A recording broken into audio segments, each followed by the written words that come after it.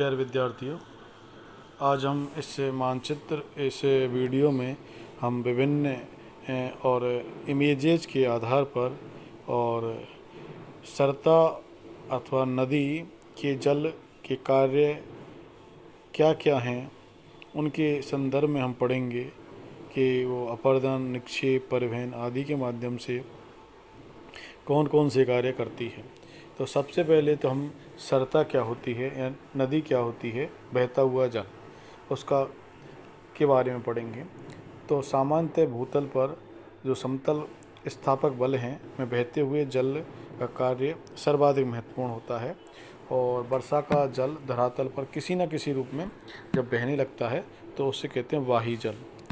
वाही जल जो जल बह रहा है धरातल पर किसी न ऐसे रूप में, नाले के, नदी के अथवा किसी रूप में। तो इस प्रकार जब वाही जल एक निश्चित रूप से ऊंचाई से निचले ढाल पर और गुरुत्व, जैसे यहाँ पर कोई पर्वत श्रेणी है और ऊंचाई से और इधर निचाई की ओर जब बहने लगता है गुरुत्वाकर्षण के कारण, तो उसे नदी अथवा सरता कहते हैं। इसको नदी अथवा सरता कहते हैं। अब इस नदी अथवा सरता के क्या कार्य हैं, तो 3 कार्य इसके महत्वपूर्ण माने जाते हैं। उनमें पहला है कि अपर्दन, दूसरा है परिवहन और तीसरा है निक्षेप। ये 3 महत्वपूर्ण कार्य हैं नदी के। आप देखेंगे कि 1, 2 और 3, अपर्दन, परिवहन और निक्षेप। अब अपर्दन में क्या होता है, हम देखेंगे कि अपर्दन में और एक स्थान से नदी और किसी क्षेत्र विशेष को काट कर, चाहे उसमें मृदा है, चट्टान है, उनको काटती है। और परिवहन में उसका ट्रांसपोर्टेशन होता है, यानी कि कटाव होता है अपर्दन में। और इस कटाव से जो प्राप्त गाद, मलबा, चट्टानें हैं, उनको बहा करके ले जाया जाता है। इसको बोलते हैं परिवहन। और जब ये परिवहन के माध्यम से बह करके और किसी विशिष्ट स्थान पर जमा हो जाता है तो उसको बोलते हैं निक्षेप। इन 3 शब्दों का सामान्यतः ये अर्थ है। तो लेकिन नदी के जो प्रमुख कार्य हैं इन तीनों में, तो इनमें सर्वाधिक जो महत्वपूर्ण है वो अपर्दन कार्य है और प्राय नदियाँ, प्रत्येक नदी ऐसा कर रही हैं। तो इन अपर्दन के कार्यों से जब भारी संख्या में नदी के साथ और बोझ हो जाता है, और बोझ वो पत्थर का भी हो सकता है, बोल्डर का भी हो सकता है, कंकड़ का भी हो सकता है, मिट्टी का भी हो सकता है। इस प्रकार मिट्टी में भी और मोटे कण मिट्टी वाली और बारीक कणों वाली मिट्टी वाली, इस प्रकार बहुत प्रकार की मिट्टी हो सकती हैं। तो इस प्रकार नदी अपने साथ अपर्दन करती है और विभिन्न प्रकार की स्थलाकृतियों का निर्माण करती है। हम ये देखेंगे कि जब नदी अपर्दन करती है तो बहुत सारे जो पत्थर, बोल्डर आदि हैं, ये अवसाद भार हैं, वो नदी के माध्यम से और परिवहन होते हैं। तो इसमें जो है वो ग्रेवल, रेत, सिल्ट आदि होते हैं। ग्रेवल, रेत और सिल्ट ये नदी के अंतर्गत होते हैं। तो ग्रेवल के अंतर्गत बोल्डर, कोबल, पेबल, ग्रेनुल ये आते हैं ग्रेवल के अंतर्गत। और आप ये देखेंगे कि ग्रेवल में जो हैं वो आप के अलग कलर से मैं दिखाऊंगा आपको कि आप देखेंगे बोल्डर और बोल्डर लगभग 256 mm की साइज का होता है। कोबल है वो 64 से 256 साइज का होता है। पेबल एंड कंकड़, पेबल 4 से 64 mm साइज का होता है। और ग्रेनुल ये आपका 2 से और 4 mm साइज का होता है। इस प्रकार ये साइज के आधार पर इनको 4 भागों में ग्रेवल को बांट देते हैं। और इसके अतिरिक्त हमने पढ़ा था कि नदी के साथ रेत सिल्ट भी होती है, क्ले भी होती है और उनके भी अलग अलग साइज हैं। अब हम ये देखते हैं नदी जब अपरदन करती है तो नदी का अपरदन कितना होगा, उसमें गाद अथवा मलबा की मात्रा कितनी होगी आदि कारकों को देखें तो ये तत्व जो निर्भर करते हैं ये सब वो कुछ उद्देश्य और नियमों पर निर्भर करते हैं कि जो नदी में अवसाद है वो अवसाद अथवा भार है के अभाव में अपरदन कम होता है। कि यदि नदी में और भार अधिक है, भार यदि नदी में अधिक है तो अपरदन कम होगा, अपरदन कम होगा। और अधिक अवसाद या भार बोझ पर भी अपरदन कम होता है, यानी कि अधिक अवसाद पर अपरदन कम होता है। इससे लेकिन नदी में यदि ढाल अधिक है, नदी की जो पेटा है उसका ढाल अधिक है, ये ढाल अधिक है और नदी इसके अंदर से बह रही है और इसमें पर्याप्त मात्रा में पत्थर बोल्डर हैं और ढाल की अधिकता और पानी की तीव्रता या पानी की अधिकता आदि जो कारण हैं वो नदी में बहुत अधिक मात्रा में अपरदन करते हैं। तो नदी का वेग भी अपरदन शक्ति को निर्धारित करता है और नदी का वेग तय होता है ढाल से।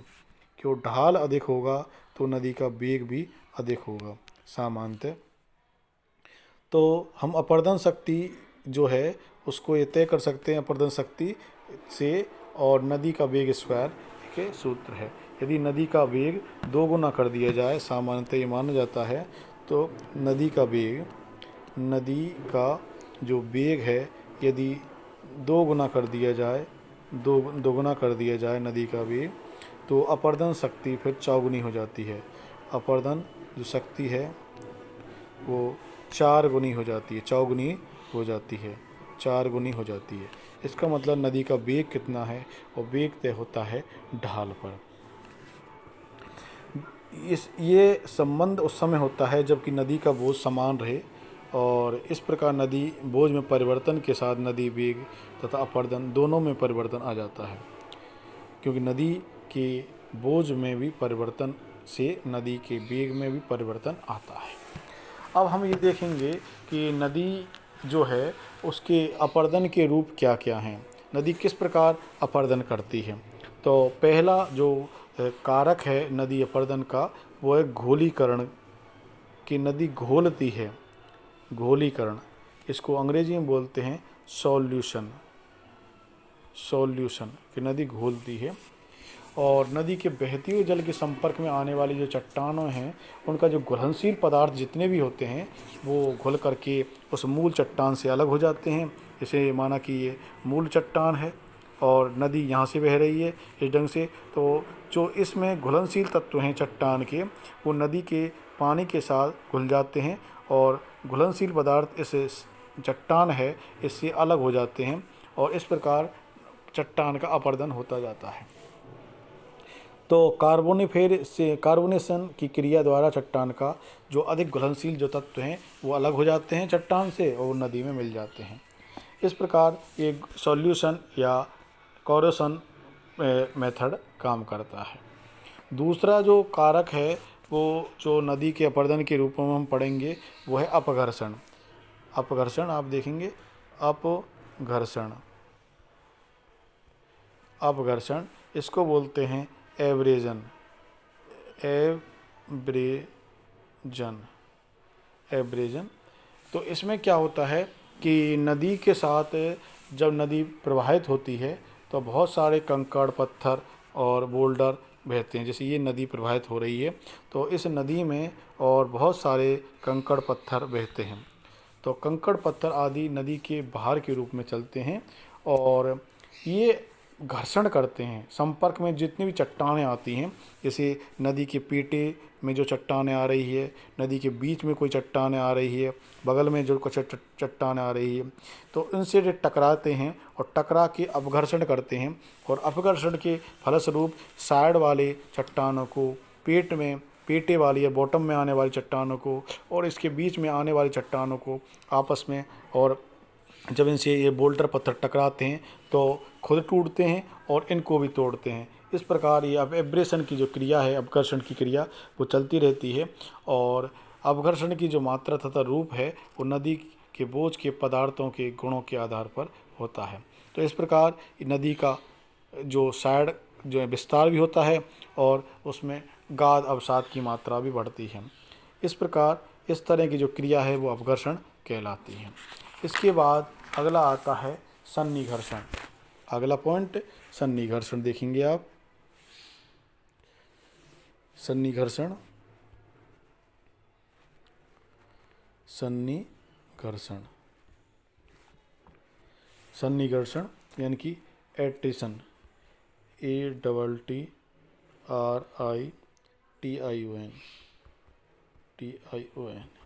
एट्रिशन। सन्निघर्षण सन्निघर्षण में ये होता है कि जैसे नदी का पेटा है और नदी इसमें प्रवाहित हो रही है इधर की तरफ, तो हम ये देखेंगे कि अभी मैंने जो बताया था अपघर्षण में कि नदी के अंदर जो पत्थर बोल्डर बह रहे हैं, गाद अवसाद बह रही हैं, वो साइड की दीवारों को अथवा अंदर कोई पदार्थ है उसको, या मध्य में है या नीचे है उसको तोड़ती हैं।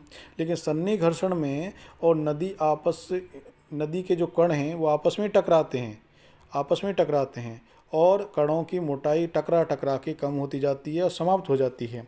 तो ऐसी स्थिति में और नदी में भार बढ़ता जाता है और मोटाई पत्थरों की धीरे धीरे कम होती जाती है। और एक समय ऐसा आता है कि जब नदी उद्गम होती है तो नदी में और उच्च पर्वतीय क्षेत्रों में बहुत सारे पत्थर बोल्डर होते हैं, लेकिन धीरे धीरे वो मैदानी क्षेत्रों या डेल्टाई क्षेत्रों में जाने पर वो पत्थर सब मृदा में बदल चुके होते हैं। तो ये जो प्रोसेस है वो एट्रिशन कहलाती है, यानी कि सन्निकर्षण कहलाती है। इसके बाद जो नदी का अपरदनत्व कार्य है उसका एक रूप है जल गति क्रिया। जल गति क्रिया ये जो क्रिया है इसको अंग्रेजी में बोलते हैं हाइड्रोलिक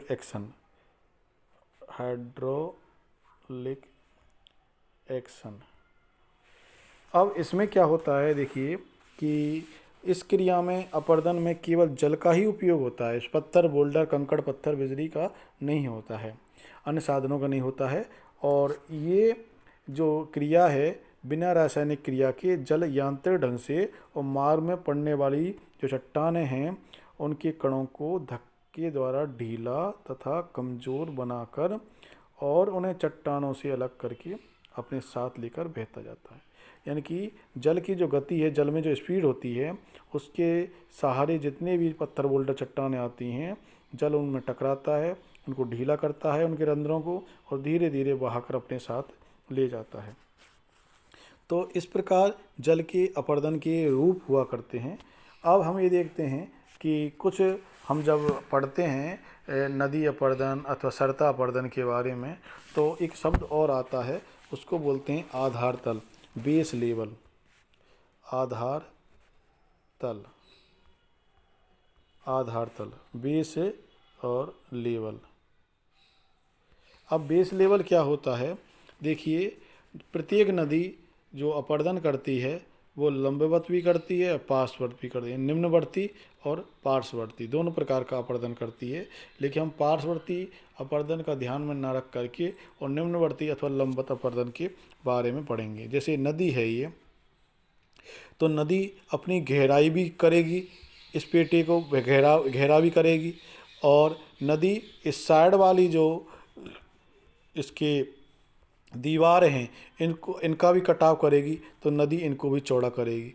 तो धीरे धीरे ये प्रोसेस चलती जाती है। लेकिन हम आधार तल जब हम पढ़ रहे हैं तो हम पढ़ रहे हैं कि निम्नवर्ती अपरदन, यानी कि ये अपरदन इस प्रकार का जो गहरा अपरदन करती है।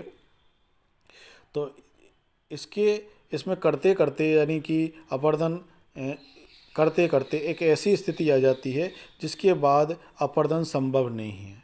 अब अपरदन संभव नहीं है, एक ऐसी स्थिति असंभव हो जाता है अपरदन, तब उसको बोलते हैं आधार तल, कि अब बेस लेवल प्राप्त हो गया है।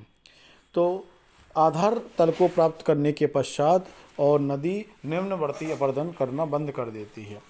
तो आधार तल वास्तव में नदी के जो लंबवत अपरदन है उसकी अंतिम सीमा मानी जाती है, कि अब नदी ने अपरदन करना बंद कर दिया है और उसकी अंतिम सीमा आ चुकी है गहराई की।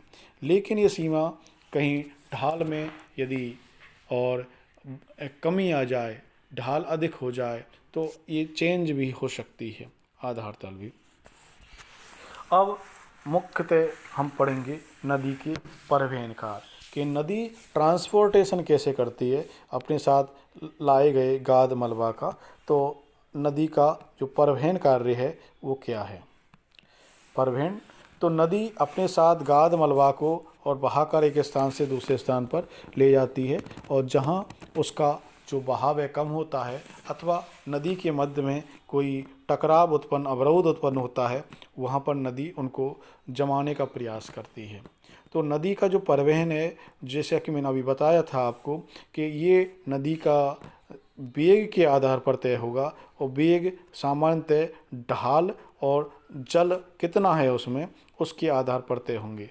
यानी कि वेग यानी गति तय होती है कि ढाल कितना है और उसमें जल कितना है। जल यदि कम है तो वेग कम होगा, जल की अधिकता भी होनी चाहिए। इस प्रकार नदी अपने साथ बाहरी बोझ को लेकर के और उसके उद्गम स्थान से, यानी कि उद्गम स्थान सामान्यतः नदियों का पर्वतीय एरिया में होता है, और पर्वतीय एरिया से नदी तीव्र गति से, वहाँ पर नदी की गति सर्वाधिक होती है क्योंकि ढाल बहुत तीव्र होता है, तो तीव्र गति से और अपर्दन करती हुई विभिन्न मोटे मोटे पत्थर बोल्डरों को तोड़ती हुई और नीचे लाती है। आपने भामर पढ़ा ही होगा, भामर, तराई, खादर, बांगर, तो वो नदी अपर्दन की क्रिया के ही रूप हैं। जब नदी पर्वतीय क्षेत्रों से और पत्थर बोल्डर तोड़ते हुए और नीचे उतरती है, तो मोटे मोटे पत्थरों को जब नदी बिछा देती है पर्वत पदिये में, या शिवालिक की पहाड़ी में जो मोटे मोटे बोल्डर नदी के द्वारा बिछा दिए गए हैं, वो प्राय भामर कहलाते हैं। तो वो एक तरह से नदी की अपर्दन शक्ति का ही प्रतीक है, और बाद में उसको परिवहन करके नीचे ला दिया गया है। तो इस प्रकार वो भामर क्षेत्र होता है। तो इसमें हमने नदी के परिवहन के बारे में पढ़ा कि नदी परिवहन कैसे करती है, और इसमें 2-3 जो प्रकार हैं कि नदी अपने बोझ को और किस प्रकार परिवहन करती है, ले कैसे जाती है। जैसे कि कोई गाड़ी अपने अंदर कोई सामान को ले जा रही है और किसी ए स्टेशन से बी स्टेशन की तरफ जा रही है, मानो कि ए स्टेशन से और बी स्टेशन की तरफ जा रही है, उसी प्रकार नदी मानो कि उद्गम स्थान से और अपने गंतव्य अथवा मुहाने की तरफ जा रही है, तो अपने साथ वो जो इस रास्ते में जो भी उसको गाद अवसाद मिलेगा अथवा जो इसने इकट्ठा किया है उसका वो ट्रांसपोर्टेशन कैसे करती है। इसके कुछ रूप हैं। पहला है कर्षण द्वारा। कर्षण इसको बोलते हैं बाई ट्रैक्शन। ट्रैक्शन तो इसमें चट्टानों के बड़े बड़े टुकड़े जो होते हैं वो लुढ़कते चलते हैं, इस ढंग से लुढ़कते चलते हैं नदी के पेटे में, इसको कर्षण बोलते हैं। और इस विधि में चट्टानों के टुकड़े एक ही बार में और परिवहित नहीं हो पाते हैं, वो एक स्थान से दूसरे स्थान पर, तीसरे स्थान पर, और ये लुढ़कते जाते हैं। यहाँ से लुढ़ के आगे बढ़े, फिर लुढ़ के आगे बढ़े, इस प्रकार लुढ़कते लुढ़कते चलते हैं। दूसरा जो रूप है नदी के परिवहन का, वो है आपका उत्परिवर्तन। उत्परिवर्तन इसको बोलते हैं